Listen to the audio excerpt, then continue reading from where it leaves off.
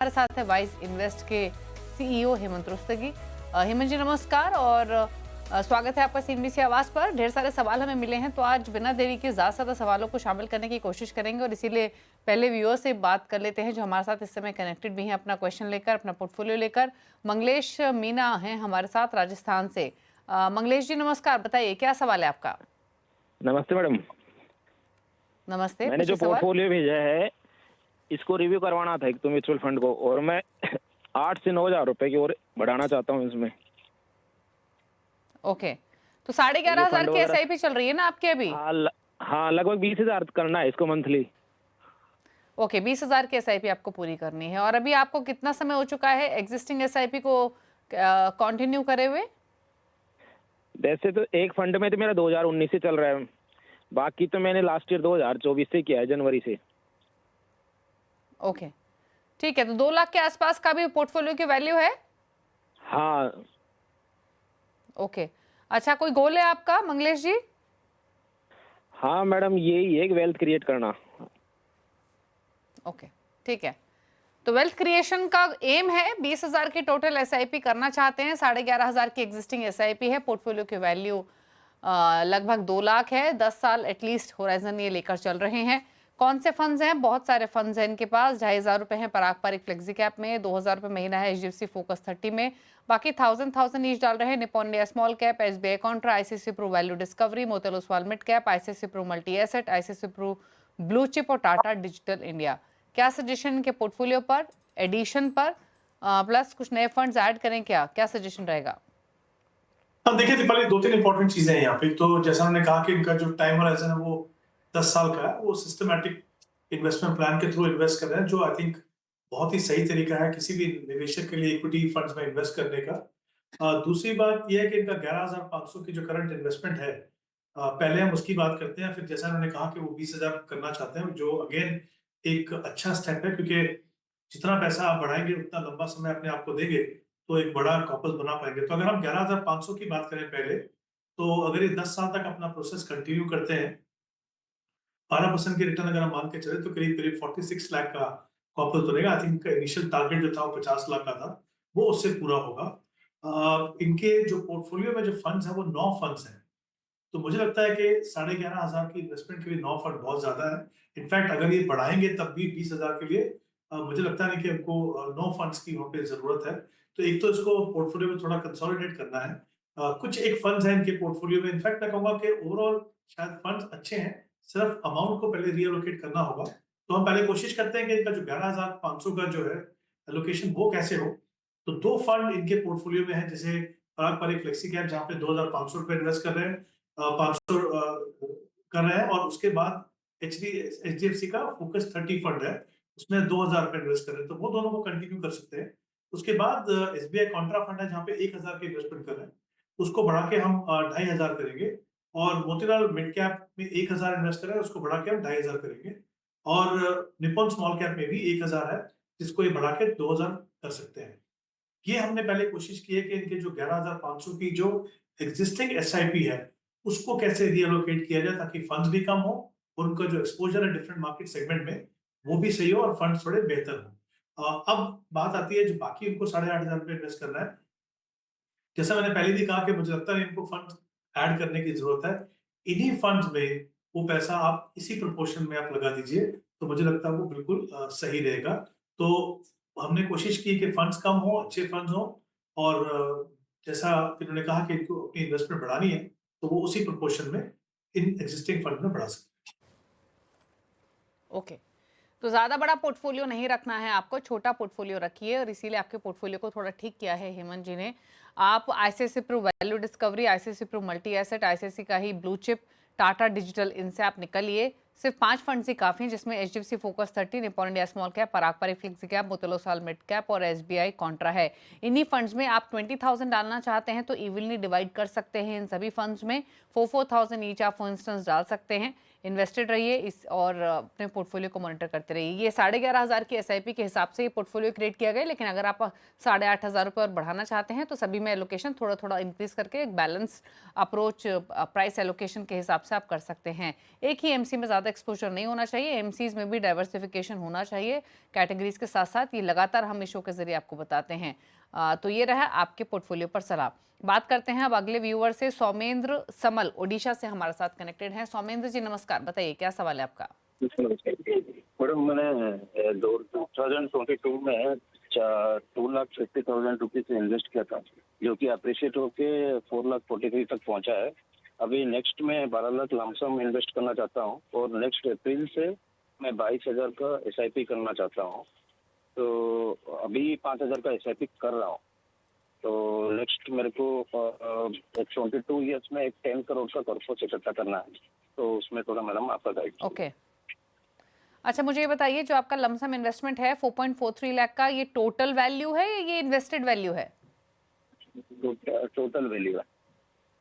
Okay, तो ठीक है। तो पहले तो मैं इनके एग्जिस्टिंग इन्वेस्टमेंट्स बता देती हूँ, फिर प्लान इन्वेस्टमेंट्स की बात कर लेते हैं। हेमंत जी, लमसम इन्वेस्टमेंट इन्होंने की हुई है 85,000 कैनरा रोबो को स्मॉल कैप में, 80,000 Tata digital India axis growth में, और इन तीनों फंड्स की जो फिलहाल लमसम वैल्यू इन्होंने जो क्रिएट की है वो है 4.43 लाख। 5,000 के एसआईपी कर रहे हैं मोटोरोसॉल मिड कैप में। एडिशनल 22,000 की एसआईपी करना चाहते हैं, उस केस में टोटल एसआईपी 27,000 की हो जाएगी। और प्लस जैसे इन्होंने कहा कि 12 लाख का लमसम इन्वेस्टमेंट भी करना है। जो टोटल गोल है वो 20 से 22 सालों में 10 करोड़ का है। बताइए इनकी फाइनेंशियल प्लानिंग कैसी होनी चाहिए, किस तरीके से पूरा पोर्टफोलियो क्रिएट करें? जी दीपाली, सबसे अच्छी बात यहाँ पे ये कि इन्होंने अपने आप को 20 साल का समय दिया है। ऑब्वियसली जब आप इक्विटी जैसी एसेट क्लास में 20 साल तक इन्वेस्ट करते हैं और तो आपको पावर ऑफ कंपाउंडिंग का फायदा होता है, आप बड़ा कॉर्पस बना पाते हैं। तो अगर मैं इनकी एग्जिस्टिंग जो कॉर्पस है, इनका जो एक्यूमुलेट हुआ है, उसको मैं अगर देखूं, जो करीब 4,43,000 रुपीज इनका अभी तक एक्यूमुलेट हुआ है। इसके अलावा इन्होंने कहा है कि वो 12 लाख लमसम इन्वेस्ट करना चाहते हैं और 22,000 की एसआईपी करना चाहते हैं। अगर मैं ये तीनों को कंसिडर करूं और ये मान के चलूं कि वो 20 साल तक अपना प्रोसेस कंटिन्यू करेंगे, तो 3 करोड़ 60 लाख का कॉर्पस ये बना पाएंगे। जबकि इनका जो टारगेट है वो 10 करोड़ का है। तो जैसा कि हम देख सकते हैं कि काफी बड़ा गैप है। जो इनका टारगेट है और जितना अमाउंट वो एक्यूमुलेट कर पाएंगे, तो उसको पूरा करने के लिए सबसे अच्छा तरीका ये है कि अगर ये हर साल अपनी एसआईपी को 20% से बढ़ा सकें, 20% से स्टेप अप करें, तब जाके ये अपने कॉर्पस को बना पाएंगे। इनफैक्ट अगर ये 20% करते हैं तो 10 करोड़ के सामने उनका 12 करोड़ का कॉर्पस बनेगा। तो ये एक बहुत ही पावरफुल मैकेनिज्म है पावर ऑफ कंपाउंडिंग का फायदा उठाने के लिए और बड़ा कॉर्पस बनाने के लिए। लेकिन साथ ही ये बहुत ही चैलेंजिंग भी होता है, क्योंकि एक बहुत बड़े डिसिप्लिन की जरूरत होती है अगर आपको हर साल अपनी एसआईपी को स्टेप अप करना है। लेकिन क्योंकि इनका टारगेट बड़ा है, तो मुझे लगता है सबसे अच्छा तरीका वही है कि वो स्टेप अप करें अपने एसआईपी को।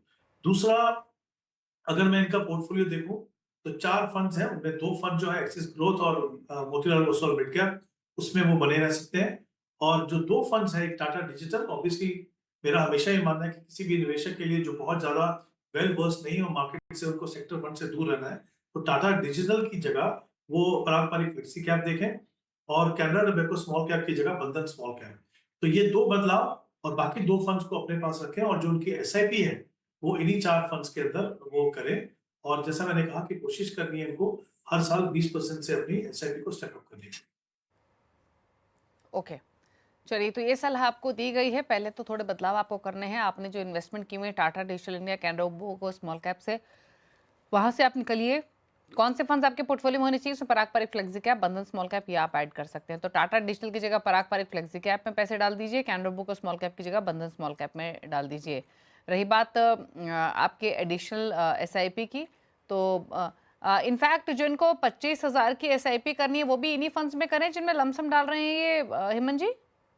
जीत पहले बिल्कुल, क्योंकि इनके जो टोटल इन्वेस्टमेंट होने वाली है वो करीब 27,000 की, 5,000 की एसआईपी कर रहे हैं और 22 की और करने वाले, तो ये 4 फंड मुझे लगता है फिलहाल इनके लिए बिल्कुल सही है। ओके, चलिए, तो ये रही सलाह आपके लिए, और लमसम भी आप डाल सकते हैं इन्हीं फंड्स में। प्लस आपके गोल की बात करें तो आपका गोल हासिल हो जाएगा, जो कि लाइकली है। बात करते हैं अब छवि की। छवि चौहान ने एक सवाल भेजा है ईमेल के थ्रू दिल्ली से। 30 लाख का लमसम इन्वेस्टमेंट करना है, अग्रेसिव इन्वेस्टर है, रिस्क ले सकती हैं। किस फंड में करें लमसम इन्वेस्टमेंट 5 से 10 साल में जहां अच्छा रिटर्न मिल सके? इन्होंने 5 साल के लिए क्वांट स्मॉल कैप, 10 साल के लिए निपॉन स्मॉल कैप को पिक किया है। जानना चाहते हैं इनकी जो चॉइस है वो कैसी है और किस तरीके से 30 लाख का लमसम इन्वेस्टमेंट करें। कि देखिए यहाँ पे टाइम होराइजन जो 10 साल, और ये कहा है कि उन्होंने कि हम वो ज्यादा रिस्क ले सकते हैं, बट मेरा हमेशा ये मानना है कि देखिए इक्विटी जो है एज एन एसेट क्लास खुद से एग्रेसिव एसेट क्लास है। एक इंपॉर्टेंट एस्पेक्ट होता है इन्वेस्टमेंट का, रिस्क और रिवॉर्ड के बीच में बैलेंस रखना। तो मुझे लगता है कि ये हमेशा किसी भी निवेशक को ध्यान रखना चाहिए। दूसरा, इन्होंने कहा कि जो इन्वेस्टमेंट करनी है उनको लमसम करनी है 30 लाख, और शायद कुछ एसआईपी से भी इनकी इन्वेस्टमेंट चल रही है। ये दोनों में इंपॉर्टेंट एस्पेक्ट ये है कि इन दोनों का प्रोपोर्शन कितना है। मतलब एग्जांपल के लिए अगर मैं कहूँ कि अगर आपकी 25,000 रुपए की एसआईपी हर महीने, तो आप 3 लाख रुपए एक साल में इन्वेस्ट कर रहे हो। उसके सामने जो आप सिस्टमैटिकली कर रहे हो, उसके सामने अगर आप 30 लाख रुपए लमसम इन्वेस्ट करते हो, तो कहीं ना कहीं वो मार्केट टाइमिंग है और बड़ा प्रोपोर्शन है। तो एक तो मैं चाहूंगा कि, क्योंकि हमें पता नहीं है कि इनकी एसआईपी से कितनी इन्वेस्टमेंट है, एक तो मैं चाहूंगा कि डेफिनेटली उस प्रोपोर्शन के ऊपर ध्यान दें। अगर ये प्रोपोर्शन बहुत ज्यादा है, यानी लमसम का जो इन्वेस्टमेंट है वो एसआईपी से कहीं ज्यादा है, तो फिर कोशिश कीजिए कि कॉम्बिनेशन में आप मे बी 60% पैसा जो आप लमसम लगाइए और 40% जो है एसटीपी से अगले 3 या 6 महीने में आप लगाइए, ताकि आपको एक लेवल पे कमिट ना करके आप अलग अलग लेवल पे इन्वेस्ट करें, तो आपकी थोड़ा एवरेजिंग का फायदा होगा। तो एक मुझे लगता है ये इंपॉर्टेंट चीज है इनको ध्यान रखने के लिए। जहां तक फंड्स का सवाल है, जैसा इन्होंने कहा कि इन्होंने 2 स्मॉल कैप फंड को देखा, तो मुझे लगता है कि Nippon India small cap fund एक बेहतर ऑप्शन हो सकती है, उसको आप देख लीजिए। उसके अलावा मिड कैप फंड में आप मोतीलाल ओसवाल मिड कैप देखिए, और मल्टी कैप में कोटक मल्टी कैप, और एक फोकस फंड है इन्वेस्को फोकस फंड, जो एक्चुअली है तो फ्लेक्सी कैप कैटेगरी का, बट इसमें जो बेट्स हैं वो कंसंट्रेटेड है, यानी कम फंड्स हैं, उनमें ज्यादा एक्सपोजर है, और बहुत ही अच्छा क्वालिटी पोर्टफोलियो, परफॉर्मेंस काफी अच्छी है, तो उस फंड को आप कंसिडर कर सकते हैं। तो मुझे लगता है ये 4 फंड आपको different market segment, different investment strategy, philosophy में एक्सपोजर देगा। और जैसा मैंने कहा, इंपॉर्टेंट एस्पेक्ट ये है कि लमसम इन्वेस्ट करना है या कॉम्बिनेशन में करना है, वो डिपेंड करेगा आपकी एसआईपी की कितनी इन्वेस्टमेंट है। हमेशा उस प्रोपोर्शन को ध्यान में रखिए। ओके, चलिए, तो स्ट्रैटेजी क्लियर आपके लिए। पहले तो आप फंड्स के नेम नोट कर लीजिए जो सजेस्ट किए हैं हेमंत जी ने। Nippon India small cap, Motilal Oswal mid cap, Invesco India focused और कोटक मल्टी कैप। यहाँ पर आप एक फंड की जगह सजेशन ये कि आप 4 फंड्स में लगाएं। बाकी चारों फंड्स आपको सजेस्ट किए ही गए हैं। 10 साल का होराइजन कम से कम लेकर चलें, और इन फंड्स में आप एक साथ भी डाल सकते हो, जैसे ही महीने का वो चॉइस आपकी, आप धीरे धीरे भी डाल सकती हैं। लमसम की ना बजाय आप थोड़े थोड़े पैसे हर महीने डालिए इसी एलोकेशन से। तो ये आपके लिए सलाह। चलिए आगे बढ़ते हुए बात करते हैं अब तुषार से। तुषार दोषी राजस्थान से हमारे साथ कनेक्टेड हैं। तुषार जी नमस्कार, बताइए क्या सवाल है आपका। मैडम, मैंने 4 फंड में एसआईपी कर रखी है। एक Canara Robeco emerging equity fund, Kotak का एक कोटक सेलेक्ट है, उसके बाद एक मैंने कैनरा रोबेको के मिड कैप फंड में भी इन्वेस्ट किया था, पर एसआईपी मैंने सेम फंड हाउस के कारण उसको स्टॉप कर दिया, और एक निप्पॉन स्मॉल कैप में कर रखा है, और एक निप्पॉन स्मॉल कैप में भी मेरी एसआईपी चल रही है। तो मेरे को यानी मेरे पोर्टफोलियो की रिसेंट वैल्यू अभी 13 लाख के अप्रोक्स है, पर मेरे को यानी कि पोर्टफोलियो के रिगार्डिंग चाहिए, यानी कि कैनरा रोबेको और कोटक में जो मेरी एसआईपी चल रही है वो तकरीबन 8 साल से चल रही है, और बाकी एसबीआई और इनमें फंड वैल्यू यानी कि कम है। निप्पॉन स्मॉल कैप में अभी मैंने रिसेंटली किया है तो उसका 33,000 के अप्रोक्स वैल्यू है, और एसबीआई फोकस में 94,000 का अप्रोक्स वैल्यू है। तो मेरे को पोर्टफोलियो का रिव्यू चाहिए था मैडम। ओके, तो 13 लाख की टोटल पोर्टफोलियो वैल्यू है। इन्होंने ब्रेकअप करके बताया किस फंड में कितना एक्यूमुलेशन हुआ है। 3,000 की एसआईपी चल रही है निप्पॉन इंडिया स्मॉल कैप में, 2,000 ईच डाल रहे हैं Canara Robeco emerging equities, Kotak flexi cap, Canara Robeco mid cap, SBI focus equity. कुछ बदलाव इन्होंने अपने अंडरस्टैंडिंग से किए हैं शो के जरिए ही गाइडेंस लेकर। तो अब बताइए इनके लिए क्या सजेशन, एग्जिस्टिंग पोर्टफोलियो पर क्या रहा है, और क्या कुछ बदलाव करने हैं या इसी के साथ कंटिन्यू करें हेमंत जी। आई थिंक एक तो अच्छी बात है, उन्होंने जैसा कहा कि कैनरा रोबेको मिड कैप से उन्होंने ऑलरेडी एसआईपी को बंद किया। इनफैक्ट मैं वही रिकमेंड करने वाला था इनको कि वो जो फंड है उसकी जगह में अगर आप मोतीलाल ओसवाल मिड कैप देखें, अगर इनके पोर्टफोलियो में अगर अभी मिड कैप नहीं है, तो मैं चाहूंगा कि अगर इनका नजरिया करीब 10 साल का है उससे ज्यादा है, तो एक मिड कैप फंड उनके पोर्टफोलियो में, क्वालिटी मिड कैप फंड होना बहुत ही जरूरी है। तो मेरे हिसाब से ये अगर चाहे तो मोतीलाल ओसवाल मिड कैप को देख सकते हैं। निप्पॉन इंडिया स्मॉल कैप एक अच्छा फंड है, उसमें आप बने रहिए। 2 फोकस फंड है आपके पास, कोटक कोटक फोकस फंड है और एक आई थिंक SBI का फोकस फंड है। दोनों में से एक फंड को आप रख लीजिए। चाहे तो आप कोटक फोकस को रख सकते हैं और SBI फोकस का जो फंड है उसकी जगह में अगर आप SBI कॉन्ट्रा रख लेंगे तो मुझे लगता है वो आपके पोर्टफोलियो पे ज़्यादा सूटेबल रहेगा। तो ये एक या दो बदलाव करने की ज़रूरत है। बाकी इन्होंने टाइम होराइज़न लिखा नहीं है या बताया नहीं है, तो मुझे लगता है कि जैसा मैंने पहले भी कहा शो में कि कम से कम जब आप SIP से इन्वेस्ट करते हो तो 10 साल का नज़रिया लेके चलें, क्योंकि आपकी जो एवरेज होल्डिंग पीरियड है वो 10 साल से इन्वेस्ट करने के बाद भी 5 साल रहती है, क्योंकि आप हर महीने इन्वेस्ट कर रहे हो। तो उस चीज़ का थोड़ा ध्यान रखिए और कुछ 1-2 बदलाव जो मैंने कहा वो आप चाहें तो कंसीडर कर सकते हैं।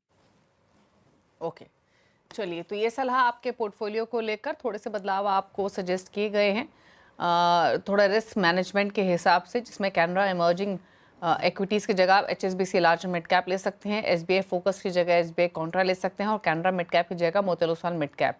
तो यानी कैनरा रोबो का emerging equity, SBI focus equity, Canara Robo को मिड कैप से निकलना है, इनकी जगह रिप्लेस करना है HSBC large mid cap, Motilal Oswal mid cap और SBI कॉन्ट्रा को। Nippon India small cap, Kotak flexi cap में आप अपनी इन्वेस्टमेंट्स कंटिन्यू कर सकते हैं।